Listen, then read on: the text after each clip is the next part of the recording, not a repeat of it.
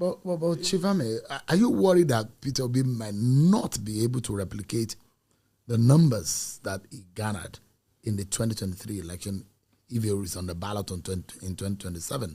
We are not just running election and just making speculation out of the blues. We also carry out that, we also collect data. We do a lot of engagement. I just came back from a journey, I told you. So these are the things we do behind closed door. And we know what is there. And we know that the only person that this government does not want to be on the ballot is Peter Obi. They are doing everything. So Peter Obi can defeat Bola Tinubu. Go and count how many times Bayo Ononuga has posted about Peter Obi on his Twitter page. What does that mean? He's worried. He's worried about Peter Obi. They are worried.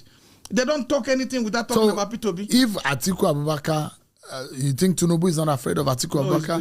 It's not. He's not afraid of Rotimi Amechi? It's not. He's not afraid. He's the only person Tinubu is afraid of is Peter Obi. He's on record. They know it. There's a high level of fear. If Peter Obi goes head-to-head with Bola Tinubu, you think Peter Obi will beat Bola Tinubu? We got into this democracy in 1999. The APC did everything to defeat Bola Tinubu in Lagos. They couldn't. They did everything. They brought federal might, they brought resources, they brought connection. They could not. It took the Peter Obi to garner about 1 million votes that was reduced to 500,000 votes. It took a Peter Obi to come to FCT when there was seat of power to defeat the Tinubu. It took a Peter Obi, go and watch a Premium Times report. But there are feelers that the only viable option to be able to defeat Bola Tinubu or the APC is to unite. Have a formidable force that coming together, they coming together of the opposition forces to come together to battle against Bola Tinubu. If not, there's no way. That those who are of that opinion. I speak for myself, and Peter Obi himself knows, even as much as we have argued about these things, and he knows my opinion, and I've never been shy of saying my opinion. I don't think that is the situation. I think that we must have a proper opposition meeting where it's properly organized and towards having a candidate that is acceptable by the people. We can't just decide on our own that we are going to force something through the throat of those who are going to vote for us, because Bola Tinubu, whether you like it or you don't want to believe it, is in power.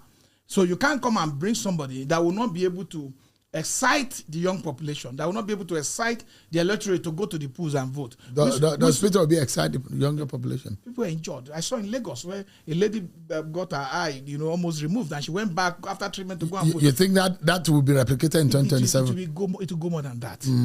People are disappointed, no doubt. I saw a lot of people disappointed because, they saw the vote being stolen, they saw the mandate disappeared, they saw a lot of things happen, they saw the glitches that are unexplained in today. APC has garnered more states. It has never been like that. In 2019, when Peter contested, as a vice president candidate, he defeated everybody in the Southeast. He got the vote.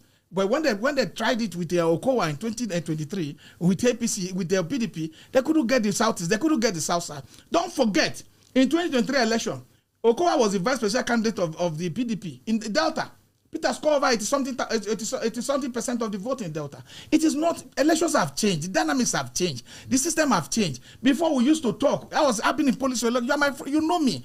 We used to sit in a room and say that, you have a councillor here, you will bring 4 votes. You have a governor here, you will bring this vote. It's not like that again. We have more young people who are more enlightened. What we had before were older people who believe in the same procedure, the same style of playing game, and they do a bad wagon effect. But there are young people today that will not put their vote except they are convinced.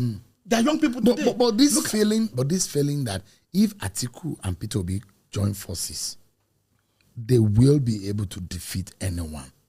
We have been joining forces. We are joining forces right now. That is the essence of the coalition. So if Peter Obi becomes the vice presidential candidate for Atiku Abubakar in 2027, you don't think that will solve the problem? I don't believe so.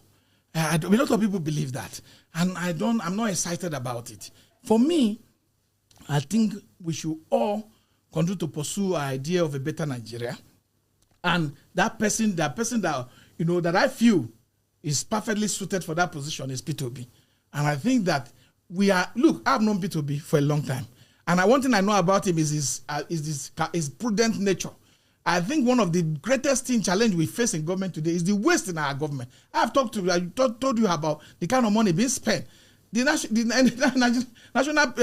National Petroleum company of Nigeria spent 30 billion naira on entertainment. 30 billion naira on entertainment. Just to drink tea and water. And nobody's accounting, nobody's being held responsible for that. I saw the audit report. We're talking about 17.5 trillion naira for pipeline security.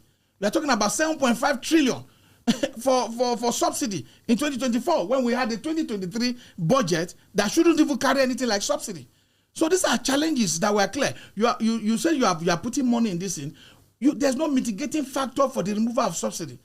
Today, people look for money. People earn 100,000 naira in 2023. Were able to work and go to work. Because of those impulsive decisions, I'm telling you, inflation has deeply eaten out into the pocket of these young Nigerians and have made them to become underemployed. They are no longer employed. They go to work, but they are underemployed, and they suffer the consequences of that decision of the president. Go and try the cost of transportation from Masaka to Abuja today. It is mind-blowing. So anybody who works within that range, it's not because they are not well paid. It is because a government policy destroyed their earnings. So in your mind, Peter Obi is the Messiah that we all should wait for. As a Christian, I don't want to use Messiah, but I think he's the right person. And I'm very sure, I'm convinced. There's nothing hard. I will want to be in government. I have friends who have called me that please go and meet this person. I have friends who have senior people I've worked with, before. I won't want to mention who are senior men in the APC. But I am convinced for the purpose of public and prudent management of our public resources, Peter Obi is the best person. Because if we go by cost-cutting measures and we reduce the cost of governance, I'm telling you, we'll be able to save enough money to improve on our healthcare, to improve on infrastructure about our road, to improve infrastructure about how we manage our institution.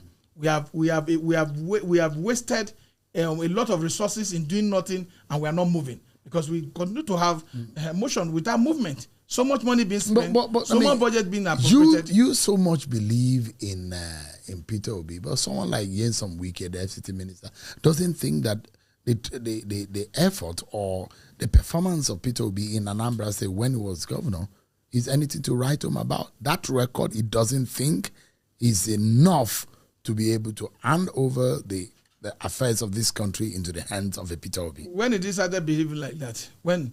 Of recent. Because there are videos of him going to commission project with Peter Obi in Anambra, where he was praising Peter Obi for being the most prudent governor, the most successful governor in the history of our country. There are videos.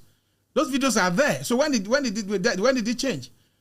Was it because of, is it after the Premium Times report and the expose of the BBC about the election in Rivers State that results, were manipulated in favor of Tinubu in the state? Is it after that?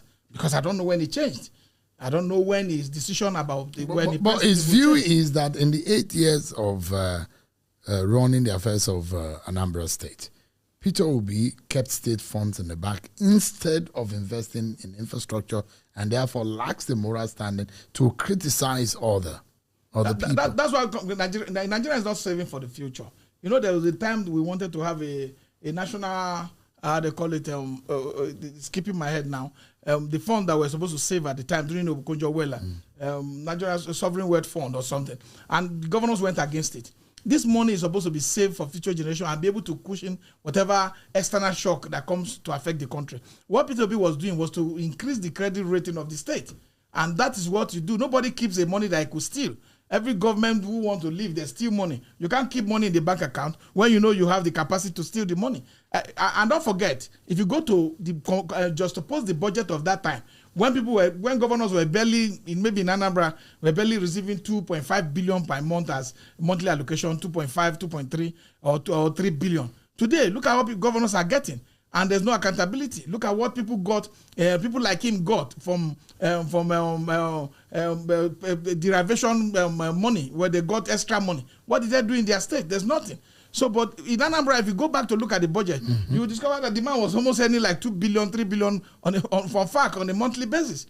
And that was a fresh point in trying to develop the internal revenue architecture of the state. So at that foundation level, you have to build for the next people.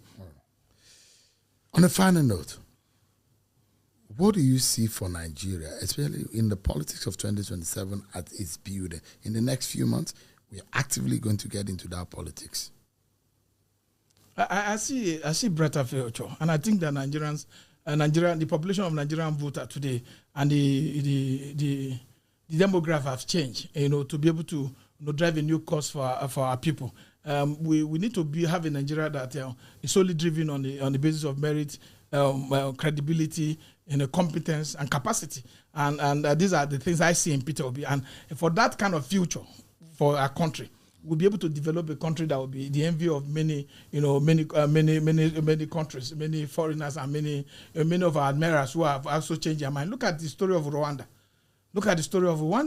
Today they are running a Rwanda program, and it's generating a lot of. The capital city is the cleanest in Africa. They have the one of the highest level of women inclusive participation in governance, about 63%. So we can change our story with proper leadership, with proper focus. Because what we lack today, we're running our government on impulse. You wake up today, the president said this is what you want to do. We have no long-term, medium-term, and short-term national plan. None of that we don't have.